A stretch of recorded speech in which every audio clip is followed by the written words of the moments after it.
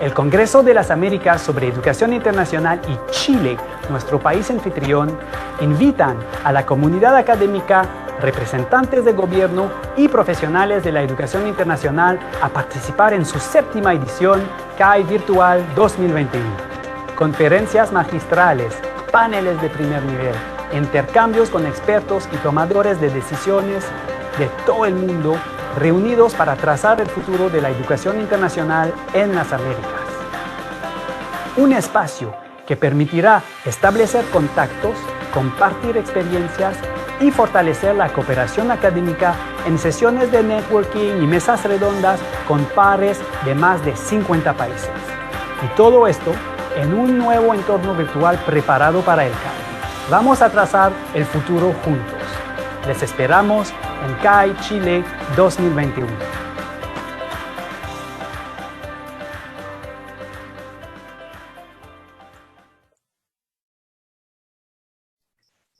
Bienvenidos a todas y a todos. Welcome everyone. Bonjour, boa tarde.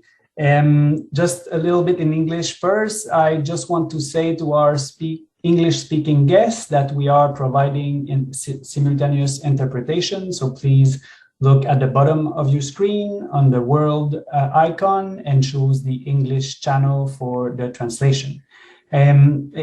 Lo estaba mencionando a todos que tenemos el canal de interpretación simultánea, así que pueden elegir entre inglés y español su idioma de predilección para escuchar esta actividad. Es un gran gusto acompañarlos hoy. Estamos ya llegando al tercero y último webinario pre-congreso de nuestra serie de eventos, que de hecho abrimos hace un par de meses ya con el subsecretario Juan Eduardo Vargas, y que hoy concluimos después de haber escuchado perspectivas sobre trabajo y empleo por parte de los organismos multilaterales. He escuchado una discusión también sobre el tema de internacionalización en perspectivas post-pandemia, con puntos de vista europeos, asiáticos, africanos y latinoamericanos. Hoy estamos realmente dando el espacio a nuestro país anfitrión, a Chile, para hablarnos de los modelos de vinculación que están poniendo en marcha desde la Subsecretaría de Educación Superior en conjunto con todo el sector educativo del país. Y tenemos el honor y mucha satisfacción de poder recibir nuevamente al subsecretario de Educación Superior, Juan Eduardo Vargas. Bienvenido, subsecretario, y gracias por acompañarnos, junto con el doctor Alexis Kalergis de la Universidad Católica de Chile, que ha sido pues uno de los principales actores en un programa de colaboración internacional enfocado en investigación en el marco del COVID, que creo que será un ejemplo pues idóneo para presentar lo que queremos avanzar. Así que la estructura será muy simple. El subsecretario va a empezar con una presentación dándonos un poco las perspectivas que pusieron en marcha desde el Ministerio y la nueva subsecretaria de Educación Superior en cuanto a la estructura formal de trabajo que tienen y a las reformas que hicieron para facilitar esta vinculación, y luego ya entrando en el tema de la comunidad global de conocimiento, nuestro invitado entrará en una presentación más enfocada a la colaboración en investigación. Nada más me queda decir a todos los invitados, y yo sé que estamos ahí con un par de participantes presentes en el Zoom y en el Facebook Live Streaming. Estamos nosotros ya a menos de un mes del Congreso, del 19 al 22 de octubre. Ayer estábamos montando la versión final del programa. Les puedo contar que somos muy, muy contentos de la alta calidad que se ha logrado movilizar. Tenemos invitados y conferencistas no solo de las Américas, pero de todo el mundo, destacados invitados de altísimo nivel. Así que nada más les falta registrarse, acompañarnos. Estamos muy confiantes de las oportunidades que tendrán. Así que al final tendrán también las indicaciones para completar su registro y pueden visitar la página web. Así que sin más, subsecretario, otra vez un saludo y le doy la palabra para iniciar la presentación. Muchas gracias, David. Comienzo saludando a todos los que nos están viendo desde a través de sus pantallas, y también, por supuesto, a quienes nos acompañan el día de hoy, especialmente al doctor Kalergis. Bien, mi pretensión en esta presentación es simple. Lo que yo busco fundamentalmente es dar una mirada de carácter más bien general respecto del sistema de educación superior en nuestro país, con un énfasis o con un cierto énfasis en los esfuerzos de internacionalización que se han hecho desde este propio sistema. Pero mi pretensión no es más que esa, es decir, que se puedan quedar las personas que están viendo, asistiendo a este seminario, con una idea más o menos sencilla respecto de cómo funciona y opera nuestro sistema de educación superior. Para ello, me gustaría compartir pantalla y agradeceré me puedan indicar si efectivamente se está viendo de buena manera.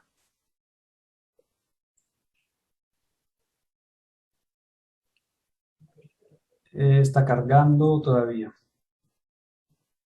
Ahora sí. ¿Ahí se ve? Perfecto. Muchísimas gracias. Y cualquier problema me cuentan si es que no se puede. Bien. Voy a partir por lo más sencillo, lo más básico, pero en definitiva nuestro sistema de educación superior se compone fundamentalmente de tres tipos de instituciones. Evidentemente, tal como en el resto del mundo, tenemos una formación de carácter vocacional, o que se suele conocer como formación vocacional, y una de carácter más universitario. Y en esta mirada son tres los tipos de instituciones que existen de acuerdo a la ley. Los centros de formación técnica, y ustedes pueden ver la cantidad de centros de formación técnica que existen en nuestro país, en la parte superior del cuadro, los institutos profesionales y las universidades. En un orden creciente, pueden ver ustedes también en sus pantallas que los centros de formación técnica imparten u ofrecen carreras que conducen a un título técnico de nivel superior, lo que en la clásica clasificación de la UNESCO se conoce como el nivel 5, que es una forma de una orientación vocacional. De la misma manera, los institutos profesionales, junto con ofrecer estos programas cortos, de ciclo corto, que típicamente duran 4 semestres, 5 semestres, en términos generales, también ofrecen carreras profesionales o carreras que conducen a títulos profesionales. Aparece ahí también convenientemente señalado la clasificación de acuerdo al catálogo que establece la UNESCO en este sentido. Y es importante señalar que estas carreras son típicamente de una duración que oscila o que ronda los 8 semestres. Puede ser un poco más, puede ser un poco menos. Y por último nos encontramos con las universidades que ofrecen todo el abanico, podríamos decir, de carreras, de programas anteriores, junto con las licenciaturas. Así también como programas de posgrado, magíster y doctorado y otros también. Lo típico de las universidades chilenas es que ofrecen licenciaturas o una carrera universitaria normalmente se compone de una licenciatura y también de un título profesional. En este sentido, hay que hacer ver que la habilitación profesional en nuestro país se entrega por parte de las propias instituciones de educación superior, salvo una sola excepción que viene dada por la carrera de Derecho. En todos los demás casos, la habilitación profesional se entrega en la institución de educación superior. Las universidades, si bien pueden impartir carreras técnicas, normalmente se enfocan en estas carreras universitarias que, como decía antes, ofrecen una licenciatura y también entregan un título profesional. Bueno, esto es algo muy, muy básico, pero permite entender bien un poco la arquitectura del sistema. Y no está de más mencionar que en los rankings internacionales, nuestras instituciones de educación superior y en particular las universidades tienen una buena figuración. Esto evidentemente cuando lo circunscribimos a Latinoamérica, pero hay diversos rankings, entre ellos el del Times Higher Education, que dan cuenta de que tenemos, para ser un país pequeño, una población pequeña, tenemos una buena cantidad de universidades que se ubican dentro de las 100 mejores de Latinoamérica. También es importante entender que Este gráfico muestra dos cosas. Primero, la evolución de la cantidad de alumnos, de personas que estudian en la educación superior en nuestro país. Y se evidencia un crecimiento importante que está justificado por un incremento también en los beneficios estudiantiles, algo de lo cual voy a dar cuenta en las próximas diapositivas. Pero también se observa un cierto estancamiento en los últimos años, y eso se relaciona con dos factores. Primero, con el alto nivel de cobertura de educación superior que muestra nuestro país, que lo ubica, de hecho, dentro de los países de la OCDE con un mayor nivel de cobertura, y también se relaciona con factores demográficos, es decir, hay un estancamiento en el crecimiento de la población que evidentemente también tiene una consecuencia en la cantidad de jóvenes que acceden a la educación superior. Por último, en colores rosado y celeste, se muestra la cantidad de personas que estudian en universidades o en instituciones de educación superior de carácter técnico profesional, que son estas vocacionales que yo les mencionaba, centros de formación técnica o institutos profesionales. Hay una mayoría de alumnos que estudian en universidades, pero es importante decirlo que este año 2021, el 57% de los jóvenes, de las personas que accedieron por primera vez a la educación superior, lo hicieron eligiendo un centro de formación técnica o un instituto profesional. Es decir, la formación vocacional tiene un espacio relevante en el sistema de educación superior de nuestro país. ¿Esto a qué nos ha llevado? Nos ha llevado, como les decía antes, a un nivel de cobertura alto, muy alto, y que nos coloca en el promedio o sobre el promedio del nivel de cobertura que muestran los países de la OCDE. Es decir, la masificación de la educación superior en nuestro país es una realidad, y una realidad que está presente desde hace ya varios años. Ustedes pueden ver en ese gráfico no solamente la cobertura bruta, sino la cobertura neta y cómo ésta ha evolucionado en los últimos años. Pero en definitiva, hoy día podríamos decir que hay un acceso prácticamente universal a la educación superior y distintas estadísticas o indicadores dan cuenta de ello. El esfuerzo que se ha hecho, y esto finalmente no es algo fortuito, sino que hay un esfuerzo del Estado por masificar la educación superior, también se hace efectivo o tiene un correlato con el acceso a programas de posgrado. En efecto, tal como aparece en el gráfico que está en sus pantallas, ustedes pueden ver que la cantidad de alumnos, de personas estudiando programas de magíster o de doctorado en nuestro país se ha disparado y ha crecido enormemente hasta alcanzar una cifra cercana a los 55.000 el año 2021. De esto también es responsable, por supuesto, una política de Estado que originalmente desde el Ministerio de Educación y actualmente desde el Ministerio de Ciencia entrega becas de distinto tipo para financiar parcial o totalmente muchos de estos programas. Por otra parte, y un poco lo que explica los gráficos anteriores es lo que ustedes pueden ver ahora en sus pantallas. Es decir, ha habido por parte del Estado, del Ministerio de Educación y más allá del gobierno de turno, como una política de Estado, un esfuerzo considerable por incrementar los beneficios estudiantiles.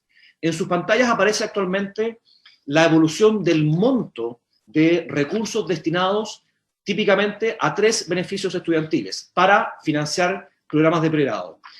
Becas, créditos universitarios y gratuidad, que es un beneficio reciente. Ustedes pueden ver en sus pantallas que hoy día tenemos prácticamente 2.500 millones de dólares que son invertidos para que nuestros estudiantes puedan financiar total o parcialmente sus estudios de pregrado. Aquí hay un elemento interesante que me parece importante relevar. Actualmente, 2 de cada 3 jóvenes o personas que estudian en la educación superior en nuestro país, 2 de cada 3 financian parcial o totalmente sus estudios de pregrado gracias a alguna ayuda estatal. Es decir, todo este esfuerzo que se ha hecho desde el Ministerio de Educación e insisto, digamos, como una política de Estado, tiene finalmente una consecuencia muy positiva, cuál es la de que 2/3 partes de nuestros estudiantes pueden finalmente acceder o financiar parcial o totalmente sus estudios gracias a estas ayudas. También desde el punto de vista del financiamiento institucional, es decir, aquel que va directamente a las instituciones de educación superior, vemos que ha habido un incremento en los últimos años y una cierta tendencia a mantenerse también en los últimos años, que de alguna manera se alinea con el mayor esfuerzo que se ha puesto en el financiamiento a los estudiantes.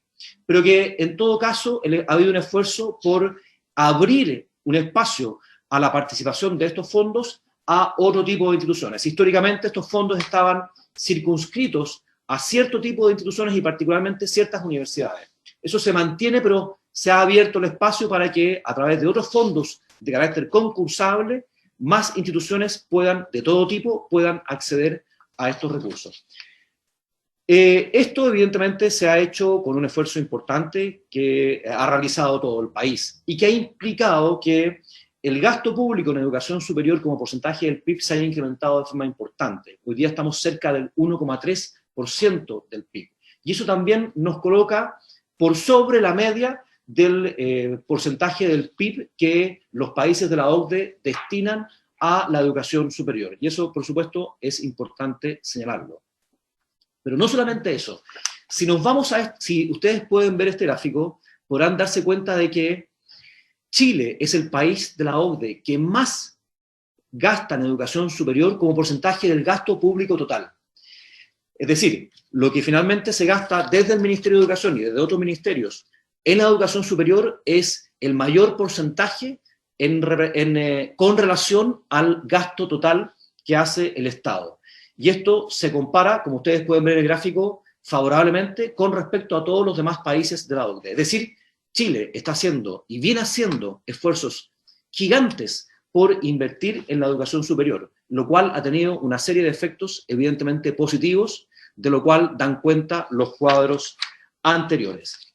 Ahora bien, ¿por qué hacemos esto? ¿Por qué lo hacemos? Lo hacemos por varias razones. Evidentemente, tiene un beneficio público la formación terciaria que hace que el Estado quiera involucrarse, quiera financiar a los estudiantes y a las instituciones.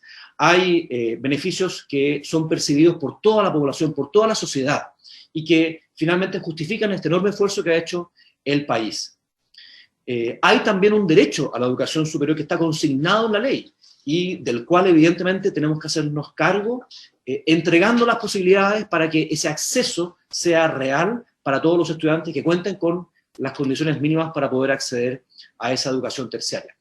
Pero también hay un beneficio personal al que puede acceder cualquier joven que finalmente sale de la educación terciaria. Este gráfico lo que muestra es cuál es el salario, o digamos, en términos relativos, cuánto más percibe un joven, una persona que ha obtenido un título de educación terciaria en nuestro país. Es decir, en cuánto premia el mercado laboral con respecto a una persona, a un joven que solamente salió del colegio, solamente terminó su educación secundaria o escolar. Y ustedes pueden ver que Chile, después de Colombia, es el país en el que más se reconoce desde el punto de vista laboral, desde el punto de vista de remuneración, en el que más se reconoce, después de Colombia digo, el título de educación superior o el grado adquirido en la educación superior. Y esto, por cierto, también constituye un incentivo importante para poder motivar a que nuestros jóvenes accedan a la educación superior. Me voy ahora ya de lleno a la parte, digamos, a lo que dice relación con este congreso y en particular con nuestros vínculos internacionales. Y me remonto aquí al año 2019, que es el último año, entre comillas, normal del cual podemos dar cuenta. El año 2020, evidentemente, está muy afectado por la pandemia y lo que ella representó en términos de vinculación internacional, digamos, al menos vinculación física, podremos decir. Ustedes pueden ver en ese gráfico que tenemos estudiantes que siguen su formación terciaria, digamos, estudios superiores en nuestro país que provienen de distintas partes del mundo, prácticamente de todo el mundo. Tenemos cerca de 25.000 alumnos extranjeros el año 2019, estudiaron o están estudiando carreras de pregrado en nuestro país y que provienen de diversas partes del mundo. Pero más interesante incluso que eso es que a nivel de posgrado también hay una composición interesante de la población, al punto que Por ejemplo, en el caso de los doctorados, podemos decir que más de un cuarto de ellos, el 26% de los doctorandos, constituyen alumnos que provienen de otras partes del mundo. Y aquí hay que relevar el esfuerzo que han hecho las universidades que imparten estos programas por atraer a estos programas de doctorado a personas talentosas de otras partes del mundo. Ha habido un esfuerzo por internacionalizar, en este sentido, la educación superior y en particular ciertos programas de posgrado.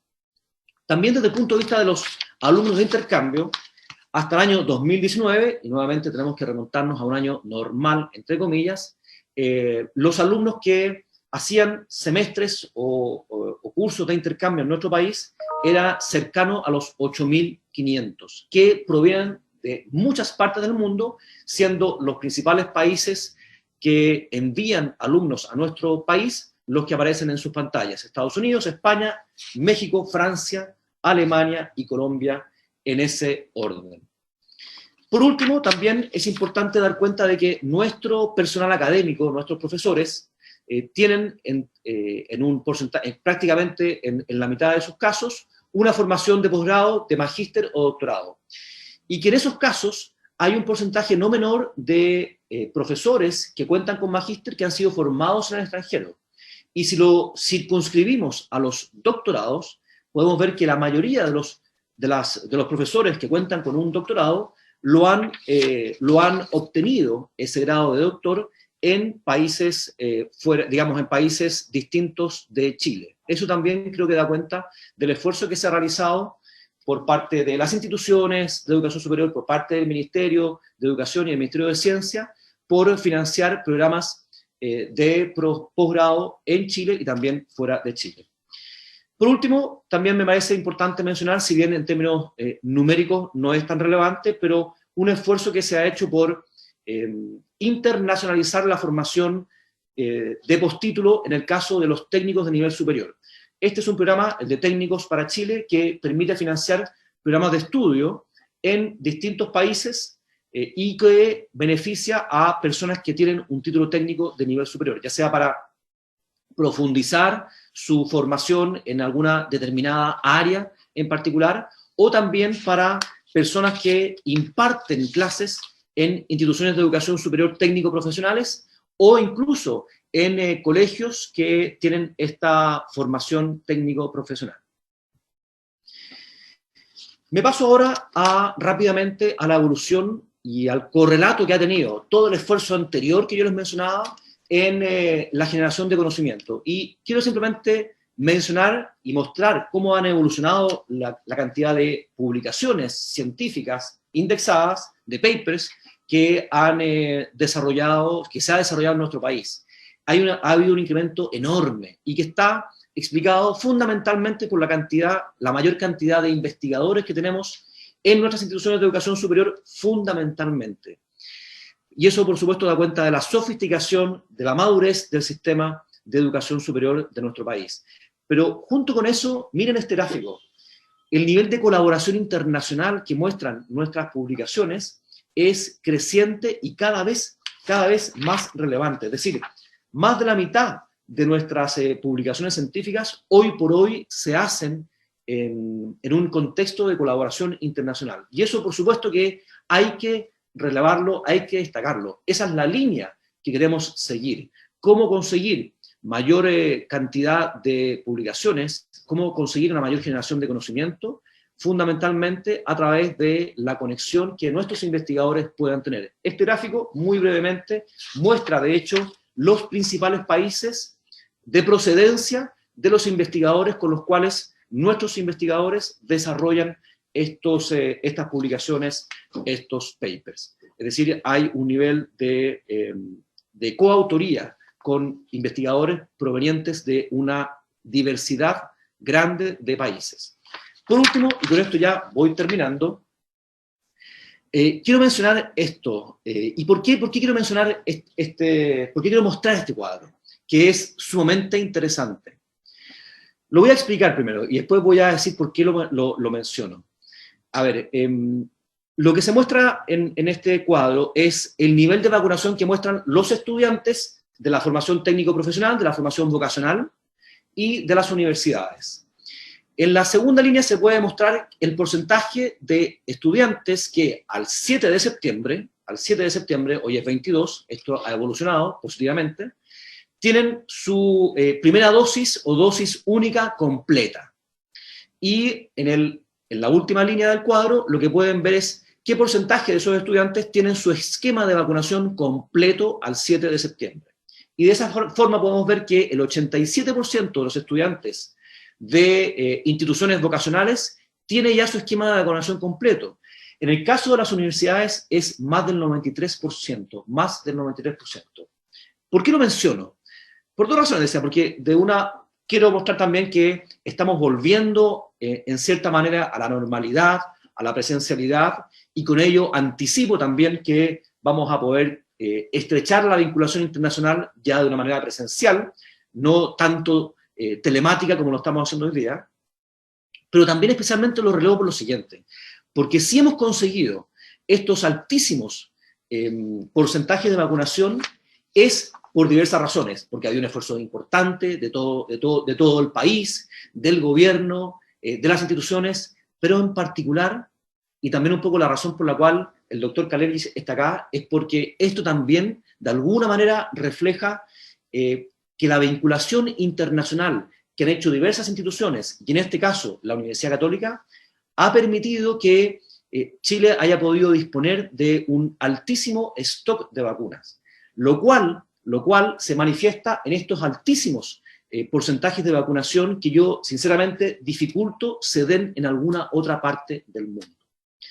Bien, ya con esto termino. Quiero hacer un resumen, un muy, muy breve resumen de lo que es Chile actualmente desde el punto de vista de su sistema de educación superior. En primer lugar, es importante mencionar que nuestro sistema se ha consolidado en los últimos años. Hay una nueva institucionalidad que viene aparejada con una ley de educación superior que ya tiene 3 años de antigüedad, que establece la creación de una subsecretaría de educación superior. Antes había solamente una división de educación superior. También la creación de una superintendencia y de una instancia en la cual las principales entidades públicas vinculadas a la educación superior pueden juntarse periódicamente para analizar o para coordinar su actuar con relación a la educación superior. No solamente eso, mostramos un nivel de cobertura de educación superior que es muy alto, más alto incluso que el promedio de los países de la OCDE. Y por último, contamos con prestigiosas instituciones de educación superior, tanto a nivel vocacional como a nivel universitario, de lo cual dan cuenta diversos rankings. Chile también, por otra parte, hemos visto que es un país atractivo para cursar estudios superiores, particularmente de doctorado, según veíamos la composición de la matrícula de nuestros programas de doctorado. Por otra parte, hay una alta proporción de nuestro personal académico que cuenta con estudios de posgrado adquiridos o seguidos en el extranjero. Nuestra producción científica es reconocida, aun cuando somos un país pequeño y que evidentemente la cantidad de investigadores está relacionada a la población del país, nuestros investigadores son extremadamente productivos, de lo cual da cuenta la productividad que mostramos como sistema, digamos, de generación de conocimiento. Y un alto porcentaje de estas publicaciones, de estos papers, se hacen en colaboración con diversos académicos o investigadores internacionales. Y por último, tenemos una altísima tasa de vacunación, lo cual, tal como les decía en la diapositiva previa, permite anticipar un cierto retorno a la normalidad, a la brevedad, y también permite anticipar que podamos retomar los lazos o la vinculación internacional, que bien se ha podido hacer de esta manera, pero que, por cierto, es necesario también que tenga un componente presencial que es en muchas ocasiones irreemplazable. Bien, pues, esta ha sido mi presentación. Simplemente quería darles una imagen muy general de lo que es nuestro sistema de educación superior y de los esfuerzos por internacionalizar nuestro sistema, y por cierto quedo atento a sus dudas, a sus inquietudes. Muchas gracias. Muchísimas gracias, subsecretario, por su presentación muy clara respecto de los avances en el sistema y los desafíos en materia de internacionalización para un sistema cuya riqueza está en su propia heterogeneidad. Siguiendo con el programa de nuestro webinario, pasaremos ahora a presentar a nuestro segundo invitado, que es el doctor Alexis Kalergis. Haré una breve presentación, luego el doctor nos hará su presentación sobre la materia a la cual está convocado este seminario, para después pasar a una pequeña ronda de preguntas que esperamos tenga una duración de unos 20 minutos. Bien, el doctor Alexis Kalergis es profesor titular de la Facultad de Ciencias Biológicas y de Medicina de la Pontificia Universidad Católica de Chile y doctor en Microbiología e Inmunología de la Albert Einstein College of Medicine en Nueva York. Realizó 2 doctorados en Albert Einstein, Universidad de Rockefeller.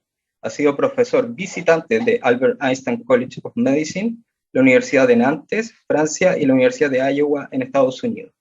Ha dictado más de 320 conferencias nacionales e internacionales y publicado más de 270 artículos científicos. Ha formado muchos estudiantes, varios quienes ocupan posiciones académicas en Chile y en el extranjero. Ha recibido premios como el Premio Nacional de Innovación, AGONI, el Premio al Mérito de la Universidad Andrés Bello, la Medalla de Oro de la Organización Mundial de la Propiedad Intelectual y el Premio Abdón Cifuentes, que distingue a científicos con impacto en políticas públicas. Dirige el Instituto Milenio en Inmunología e Inmunoterapia, un centro de excelencia en ciencia transnacional e internacional. Ha participado como asesor en comisiones gubernamentales y legislativas y es miembro del Consejo Asesor Científico del ICGEB, organismo de la ONU. Dirige un proyecto de estudio científico y clínico de una de las vacunas COVID más avanzadas. Además, es director del estudio científico clínico de la vacuna Sinovac, que dio lugar al suministro preferente, prioritario y temprano de las dosis necesarias para la campaña de vacunación masiva contra el COVID-19 en Chile. Es precisamente de esta experiencia de internacionalización y vinculación exitosa y con alto impacto público que nos hablará a continuación el doctor. Por favor. Bueno, muchas gracias, Miguel.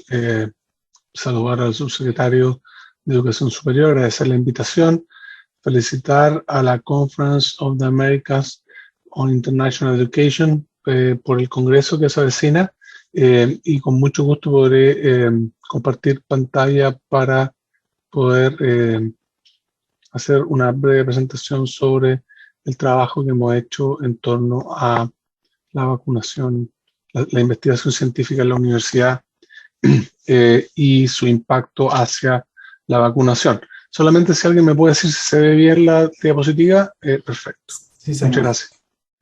Entonces, parto con esta imagen que tiene que ver con una enfermedad que ya no existe, que se llama viruela, que ha golpeado a la humanidad, golpeó a la humanidad por muchos siglos, epidemias, pandemias de viruela, y una enfermedad que gracias al trabajo de hombres y mujeres por varios siglos no existe. Destaco 2 casos, a Lady Mary Worley, ella era una miembro de la delegación diplomática inglesa en Turquía y fue muy importante en transmitir desde Turquía hacia Inglaterra el concepto de la vacunación, fue muy influyente. Años después, Edward Jenner empezó los primeros esfuerzos de vacunación que juntos con los años, ¿verdad?, de desarrollo de la vacuna condujeron finalmente a que esta enfermedad fuera erradicada hacia finales de los años 70. Una enfermedad terrible que afectó, que probablemente una de las principales causas de muerte en nuestra historia como humanidad ya no existe justamente gracias a las ciencias y la vacuna.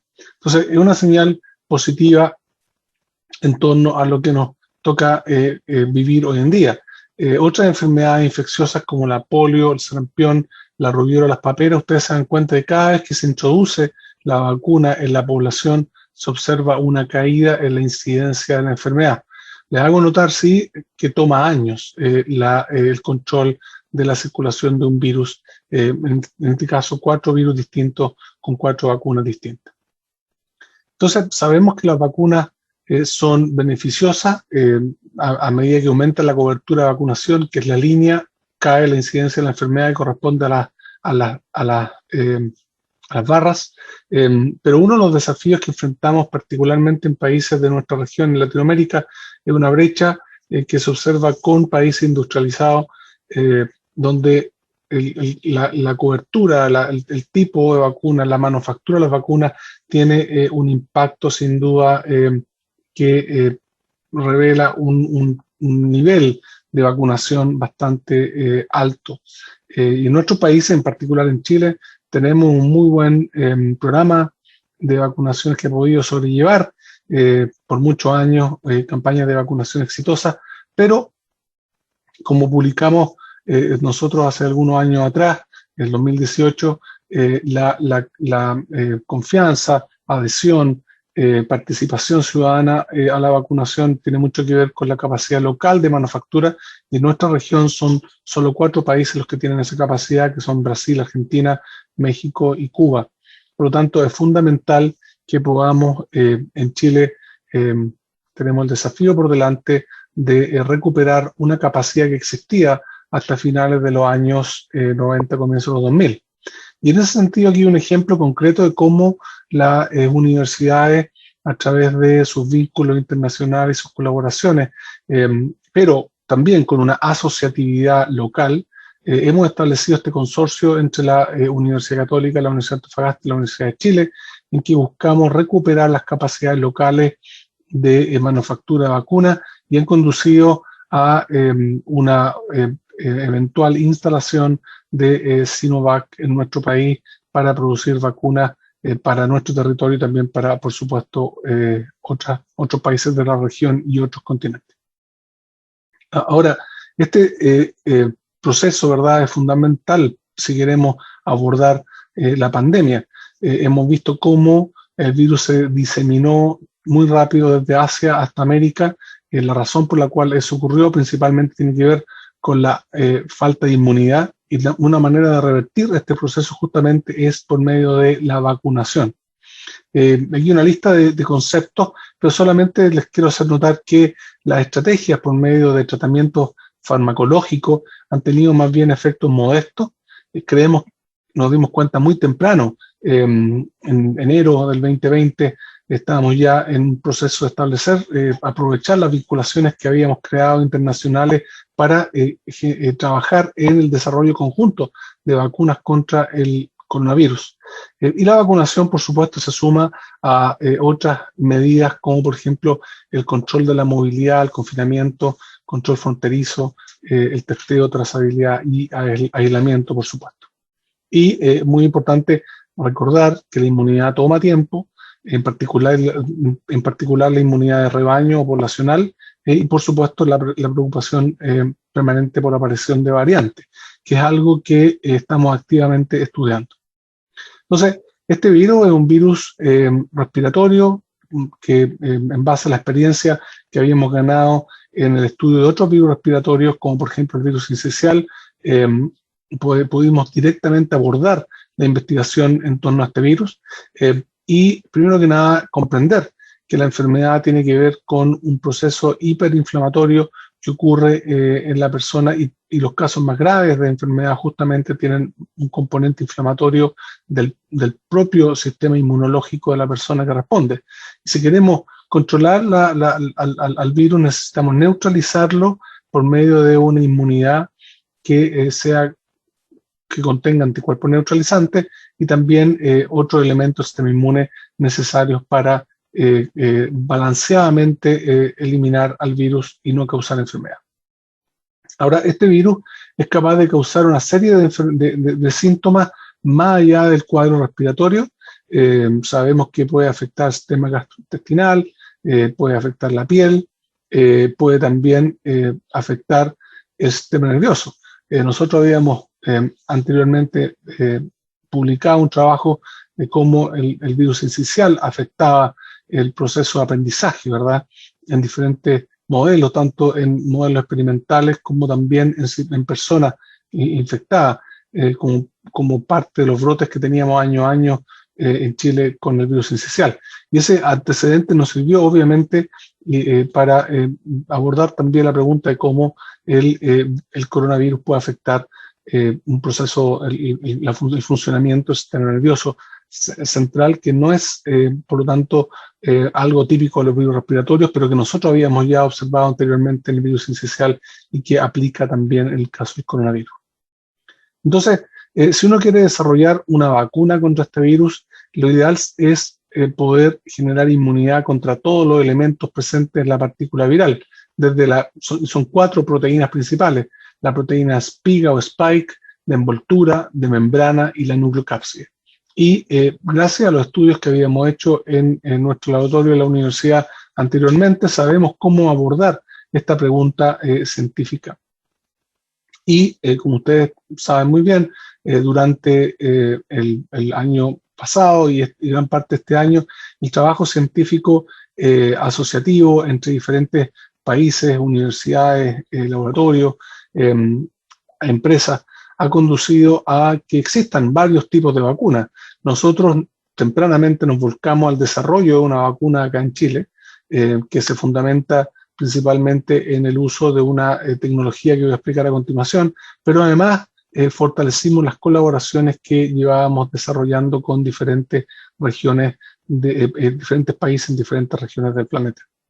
Entonces, en nuestro laboratorio abordamos el desarrollo de 4 prototipos de vacunas que están acá. Son 4 tipos distintos de vacunas y uno de ellos ya lo tenemos bien avanzado y pronto a escalar hacia estudios clínicos. Y justamente ocupamos una propiedad que habíamos ya observado anteriormente, que coincidió con una particularidad que tiene esta plataforma, y además de ser utilizada en gran parte del planeta, que es una vacuna que se llama BCG, nosotros publicamos tempranamente durante la pandemia, de hecho en abril del 2020, que justamente los países que tienen un programa con BCG, que es la vacuna de tuberculosis, tienen incidencias iniciales de coronavirus inferiores que los países que no tienen programa de vacunación con BCG.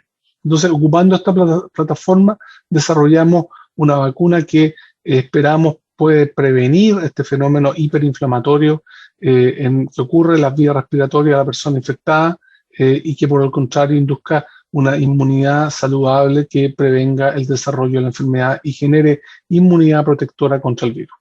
Entonces, investigadores, estudiantes de doctorado, postdoctorado, jóvenes universitarios, durante toda la pandemia han trabajado y siguen trabajando justamente en el desarrollo de nuestra tecnología, pero además, como les voy a contar a continuación, en colaboración con investigadores de otros países. Entonces, esto nos ha dado visibilidad internacional, y aquí hay un par de ejemplos. La revista Nature, que es una revista de alto impacto, destaca la importancia de hacer investigación en torno al desarrollo de vacunas para coronavirus, y en particular mencionan a nuestro grupo acá en la Universidad Católica.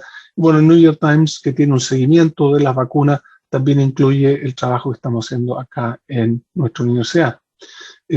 Y, por supuesto, una vez iniciada la pandemia, volcamos todo nuestro esfuerzo y experiencia en la investigación científica en torno a las vacunas, por medio de contactos y de colaboraciones, muchas de ellas formales, por medio de convenios que teníamos anteriormente con Estados Unidos y Francia, pero además aprovechamos que un año antes de la pandemia habíamos iniciado una colaboración con China y durante la pandemia con Israel. Entonces, estas interacciones que nacen del quehacer científico, nosotros también las volcamos por completo a el desarrollo científico y clínico de vacunas contra el coronavirus. Y finalmente optamos por una opción, y les voy a explicar por qué, pero pudimos haber tomado otros caminos y optamos por un fundamento científico, por la opción que les voy a explicar a continuación. Pero simultáneamente nos dimos cuenta que era muy importante asociarnos internamente en Chile como universidades, y creamos un consorcio universitario, consorcio científico, que permitió maximizar las capacidades instaladas en cada universidad para la ejecución de varios estudios científicos y clínicos en torno a vacunas contra COVID-19. Entonces, finalmente optamos, en el caso de la Universidad Católica, de trabajar con China, con Sinovac, aprovechando, y me gusta este concepto de la diplomacia científica, porque la ciencia tiende puentes y cruza fronteras. Y fue justamente que el 2019 veníamos, como les decía, arrastrando, ya iniciando interacciones y colaboración con científicos en China, en universidades y en industria. Y fue en este congreso, que fue el Congreso Internacional de Inmunología que ocurrió en Beijing en el 2019, donde empezamos ya a concretar, por medio de acuerdos, colaboraciones. Esto es, obviamente, previo a la pandemia, ¿verdad? Donde presentamos los trabajos que habíamos hecho con nuestra vacuna para el sincicial, los cuales hemos publicado en diferentes revistas de alto impacto. Apareció la pandemia, nos volcamos, como les indiqué, a generar una vacuna nuestra acá en Chile, pero al mismo tiempo nos interesó mucho la tecnología que estaba desarrollando Sinovac en base a un virus inactivado, porque coincidía con nuestra aproximación en contener todas las proteínas y todos los elementos del virus, por lo tanto la inmunidad, que genera una inmunidad un poco más integral contra el virus. Entonces, esto es una cronología, ¿verdad?, de cómo se ocurrió el proceso. Básicamente varios años de investigación dieron espacio a las colaboraciones con Sinovac en base a acuerdos que finalmente condujeron a la firma de un MOU que permitió la ejecución de un estudio científico clínico en Chile con la participación de varias universidades y estos datos fueron relevantes para la aprobación del uso de la vacuna en nuestro país. Entonces, Sinovac, bueno, además de la vacuna o su estrategia que nos pareció atractiva, también nos pareció una empresa que tenía cualidades particulares. Por ejemplo, tenía precalificación por la OMS, había hecho vacunas contra otros virus pandémicos como influenza, y en particular nos gustó también porque en Chile ya varias de sus vacunas habían sido previamente evaluadas y aprobadas por la agencia regulatoria, el ISP, y la agencia sanitaria, la autoridad sanitaria, el Ministerio de Salud. Entonces, ellos publicaron su vacuna en una revista de alto impacto que se llama Science, donde explican cómo se produce el descubrimiento de la vacuna y además los diferentes modelos preclínicos animales de funcionamiento de la vacuna.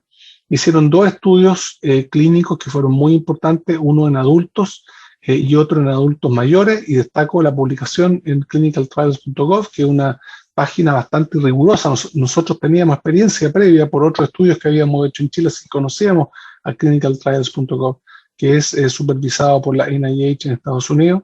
Este es el registro del estudio en adultos mayores, y por supuesto nosotros conocimos, y una de las ventajas de esta colaboración científica académica universitaria, fuimos conociendo estos datos antes de que obviamente se publicaran, pero finalmente, como les muestro acá, se publicaron 2 artículos de alto impacto en Lancet Infectious Diseases. Y finalmente, gracias a este acuerdo que firmamos entre la Universidad Católica y Sinovac, pudimos establecer 2 elementos centrales. El elemento de investigación científica y clínica, que es la ejecución de este estudio, que sigue todavía su curso, pero ya estamos bastante avanzados y les voy a mostrar algunos de los resultados más importantes. Pero además, este acuerdo tenía una cláusula muy importante, que es asegurar de demostrarse que la vacuna cumplía con los requerimientos para ser aprobada, asegurar las dosis necesarias para el uso poblacional de esta vacuna, y en particular que la universidad pudiera transferir este derecho a un tercero, que obviamente es el Estado de Chile.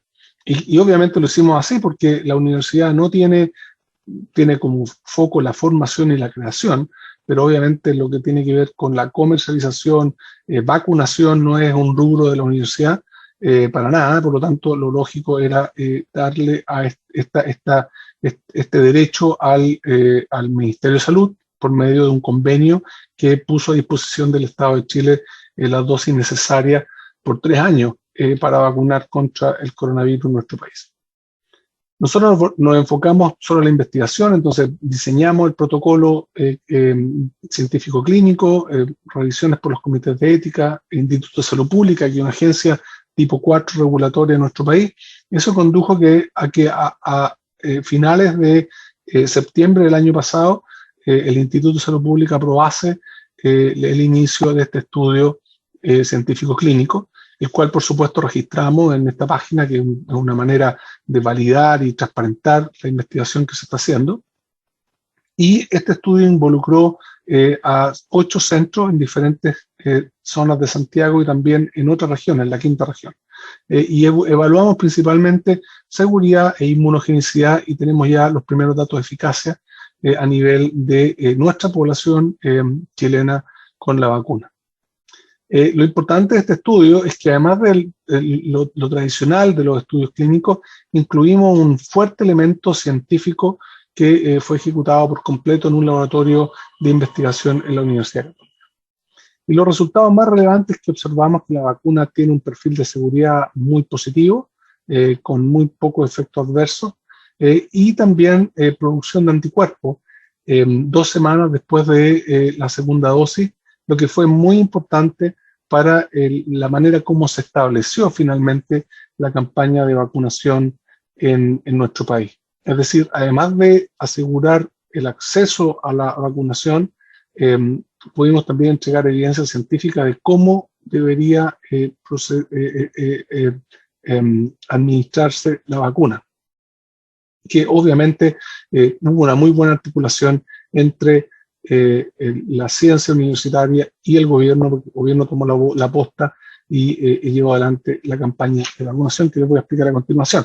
Pero podemos decir que la vacuna es bien tolerada, ¿verdad? Del estudio, lo que llevamos a la fecha, baja reactogenicidad, muy buena respuesta en adultos mayores, sin efectos severos atribuibles a la vacuna, y por supuesto conocer en mucho detalle la respuesta inmune que induce la vacuna en la población. Ahora, esto, además de lo que les muestro acá, lo hemos publicado, fuimos los primeros en publicar en abril, de hecho, el 1 de abril, un artículo como preprint para mostrar datos fuera de lo que se había hecho en China. Este paper, esta publicación en Clinical Infectious Diseases, que es una revista de muy alto impacto, acaba de salir esta semana, y tenemos otros 3 papers, algunos aceptados y otros aún en revisión por pares. Ahora, esto ha fortalecido las capacidades de investigación y desarrollo en nuestro país. Trabajamos vinculados todo el tiempo con otros 3 países, Brasil, Turquía e Indonesia, donde también se hicieron estudios.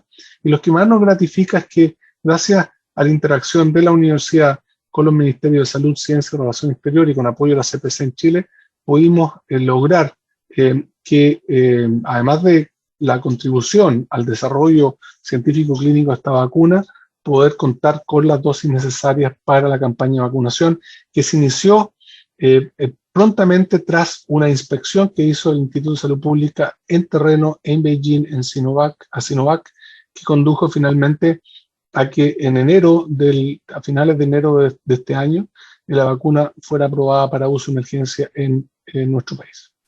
Y eso activó el convenio que se había establecido como parte de esta colaboración científica, que está en manos del Ministerio de Salud de Chile, y permitió iniciar en forma eficiente y en propiedad una campaña de vacunación masiva para nuestra ciudadanía, que empezó a entregar los primeros buenos resultados a finales, yo diría, de marzo, y lo más motivante fue que investigadores en otras universidades, por ejemplo en el caso de la Universidad de Chile, empezaron a observar los mismos resultados que nosotros estábamos viendo en el estudio científico clínico controlado, pero en la población, niveles de seroconversión equivalentes, seguimiento de los casos que tras la vacunación condujeron, en la medida que se fue estableciendo la inmunidad, a una baja sostenida en el número de casos.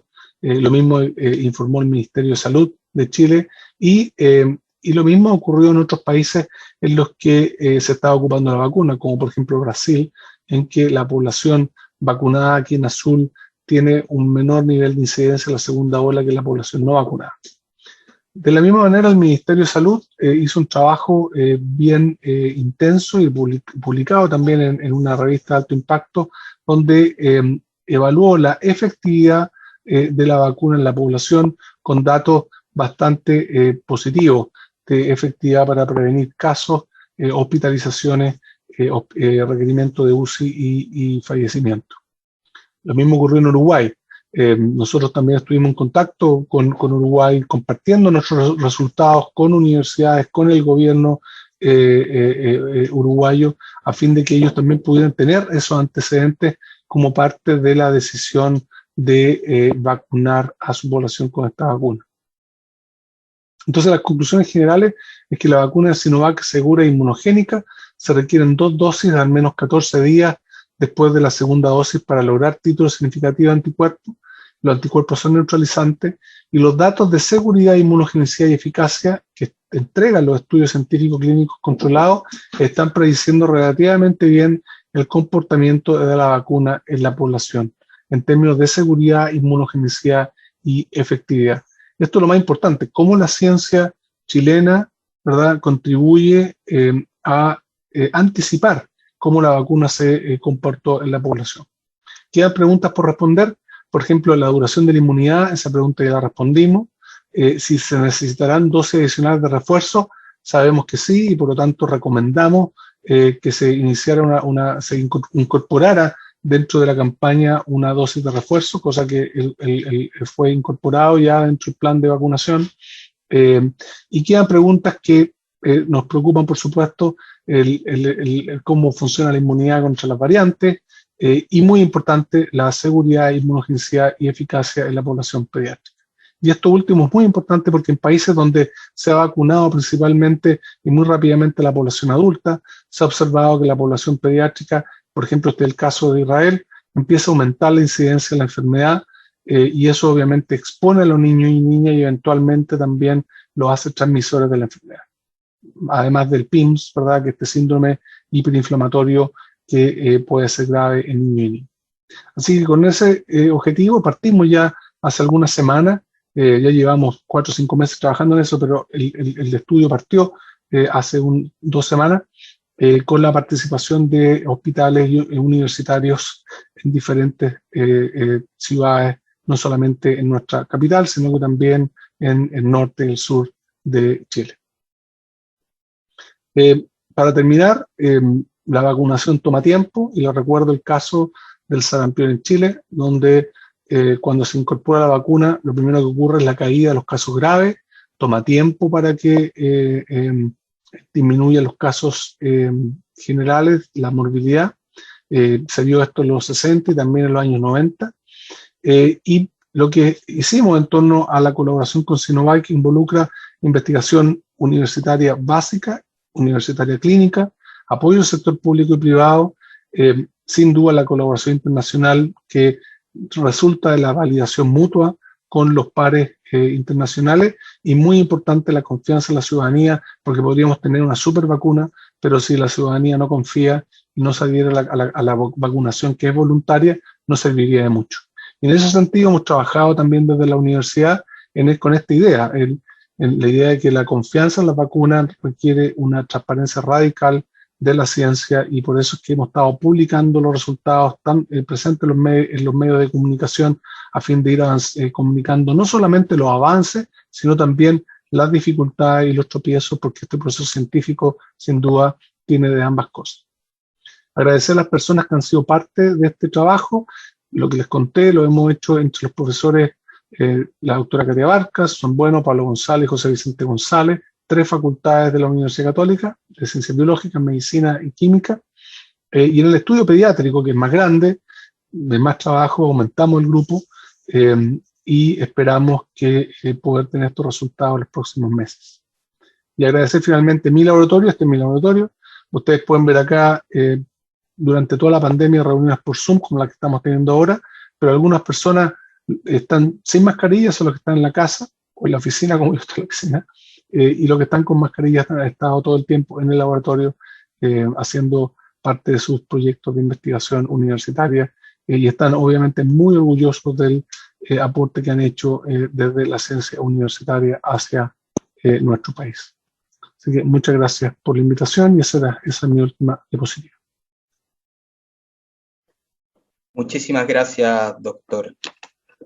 Agradecemos su presentación y sin duda el trabajo realizado por usted y su equipo, que partiendo de una experiencia de colaboración virtuosa, llega un producto de alto impacto en nuestra sociedad y que experimentamos nosotros acá en Chile día a día y estamos muy atentos a sus avances. En virtud del tiempo, habíamos hablado de un pequeño espacio de preguntas, pero quisiéramos condensar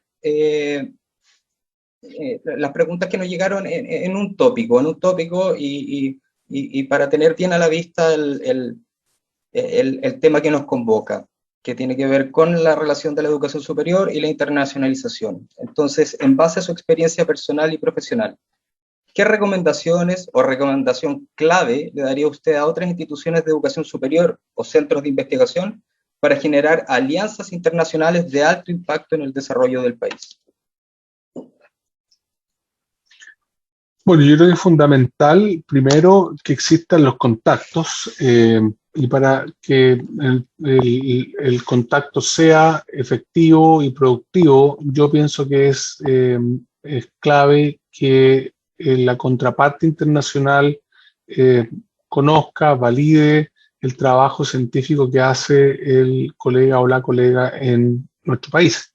Entonces, en ese sentido, es muy importante que las universidades promuevan, den espacio a los grupos de investigación productivos y el gobierno tiene la labor de asegurar o procurar que aquellos buenos proyectos y buenos científicos y científicas reciban financiamiento para poder llevar adelante proyectos de alto impacto científico, los cuales son un elemento o un requisito para poder establecer colaboraciones que conduzcan a un resultado, ya sea una publicación o algo tan importante como acuerdos internacionales de colaboración en el desarrollo de vacunas o bien otros fármacos, o bien en otros temas, calentamiento global, cambio climático, energía. O sea, hay muchas cosas en las cuales la sumatoria de actores científicos conduce a mejores resultados en plazos más cortos. Y el mejor ejemplo es justamente la vacunación. Hemos visto cómo en poco tiempo contamos con vacunas, cuando muchas personas pensaban que no habrían vacunas quizás en 4 o 5 años. Hemos visto cómo la ciencia, trabajando asociativamente, en base a las confianzas y a la validación mutua, ha permitido contar con no una, sino que varias vacunas para uso poblacional de manera segura y efectiva. Muchas gracias por su respuesta, doctor. Quisiera dar la palabra al subsecretario, que tiene una mención. Gracias, Miguel. Sí, muy brevemente, para contestar desde otra mirada esa pregunta que se hace, me parece importante, y también haciéndome cargo de algunas preguntas que hay en el chat, mencionar lo siguiente. Nuestro país no tiene como política financiar estudios de pregrado en el extranjero. Sin embargo, sí tiene como política financiar, lo vimos en la presentación, estudios de posgrado en Chile y también en el extranjero.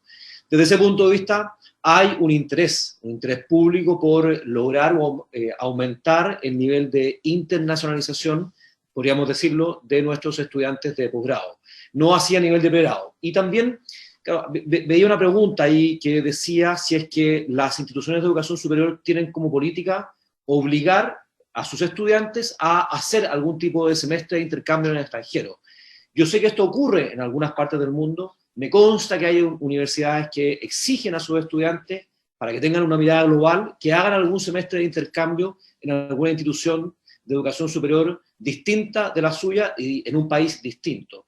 Esto no ocurre así en Chile, si bien somos conscientes de que hay diversas instituciones, particularmente universidades, que han hecho esfuerzos tremendamente relevantes por empujar, entre comillas, a sus estudiantes a que puedan tener experiencias en el extranjero. Y esto en el entendido de que en un mundo cada vez más globalizado se hace absolutamente necesario, casi obligatorio, que nuestros alumnos puedan desarrollar una mentalidad más global. Y eso sin duda se potencia, no es la única manera, por supuesto, pero se potencia a través de experiencias de intercambio estudiantil. Es de esperar, en ese sentido, que las instituciones de educación superior puedan seguir avanzando en esa línea y que eventualmente también podamos, a través de diferentes programas, poder potenciar esa internacionalización de nuestros estudiantes a nivel de pregrado y también a nivel de posgrado. Muchas gracias. Muchas gracias, subsecretario. Muchas gracias a todos y todas por sus preguntas. Le doy el pase a David ahora, para el cierre. Gracias, Miguel. Gracias a nuestros dos invitados y como quizás una palabra final, la verdad lo que mencionó el subsecretario me hace recordar las primeras conversaciones que tuvimos cuando venimos acercándonos con la propuesta de recibir el CAI en Chile y precisamente era proveer esta gran oportunidad de intervinculación con los países vecinos. Yo pienso a los países en particular de la región andina y veo personas conectadas desde Bolivia, Ecuador, Perú, que pueden beneficiar de estas oportunidades para vincularse con el sector educativo chileno y completar estudios a todos los niveles, y también para la vinculación a nivel de posgrado con otros países. Les confirmo que en el CAI en octubre ya tenemos confirmaciones de delegaciones internacionales que vienen con su delegación de las marcas que llamamos Study In, ¿no? Está ahí Study in Germany, Study in Japón, Study in China, EduCanadá, Education USA, Study in Argentina, Study in Colombia, provincias también de ciertos países, Bavaria en Alemania, Quebec y Saskatchewan en Canadá. Entonces, realmente esperamos que si tienen interés a entrar en esta vinculación directa con socios dentro de su continente y con otros países del mundo, esperamos que realmente para los que nos escuchan desde Chile estarán presentes siguiendo pues el llamado que le hace su subsecretario y todo el sistema educativo superior.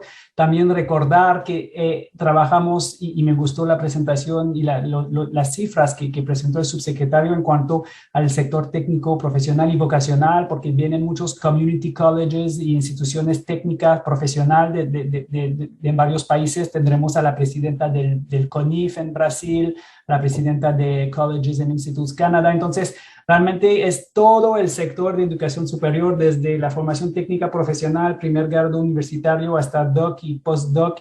Así que realmente una amplia cobertura.